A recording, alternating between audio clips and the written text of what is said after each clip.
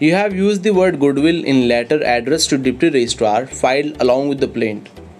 Are you aware about the difference between goodwill and reputation? There are overlapping areas in the meaning of the two words, and the Council's letter dated 21st of December 2015 in that sense uses them interchangeably. The said letter is marked as Exhibit C1. This letter is signed and drafted by my advocate, and the choice of the word goodwill is of my lawyer. I do not remember whether I read Exhibit C1 when the plaint was filed. Did not pay much attention to this letter Exhibit C1 before coming to the court today.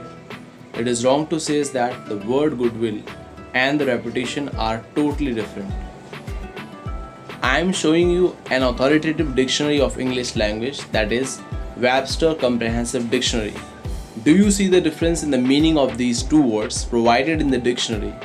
Objected by the counsel for the plaintiff for the reason that only a document can be confronted to the witness.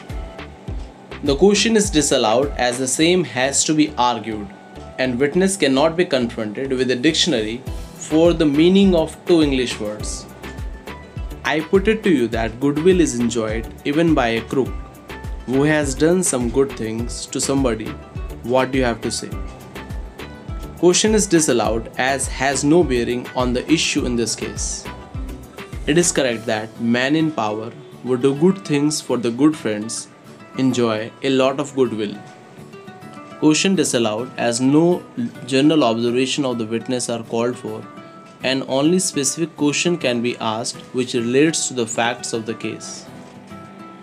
Do you agree that reputation does not suffer from these types of defects as goodwill suffers? Question disallowed as no general observation of the witness are called for, and only specific question can be asked which relates to the facts of the case.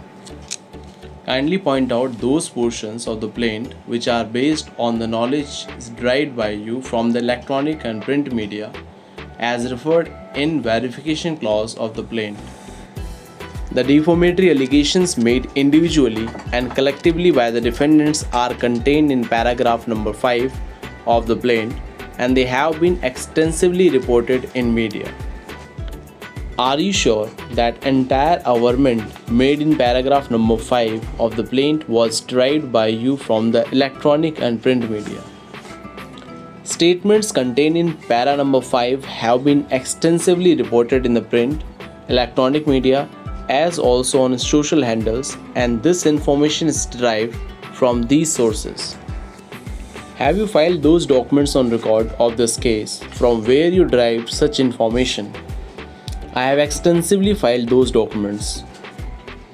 Obviously, all those documents must be of a date prior to the date of filing of this suit. What do you have to say?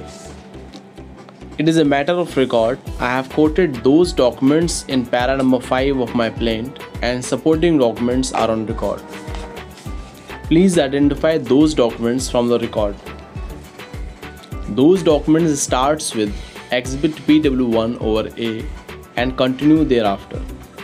In relation to the statements made by each one of the defendants, the documents are already exhibited in my examination chief with the defamatory imputations specifically marked on each document. Since how long in the politics of this country you have known defendant number 1? I have known about defendant number 1 during the last 1 decade on account of his political and public activities. At no point defendant number 1 has made any statement against you prior to the one mentioned in the plaint. What do you have to say? He could have made political statement critical of me in the past, some of which I remember, but not statements relating to the imputation of personal integrity against me. At no time before the suit, defendant number 1 made any statement which could give you any cause of action or complaint. I never complained against political criticism, but it is for the first time when my personal imputations questioning my integrity were made.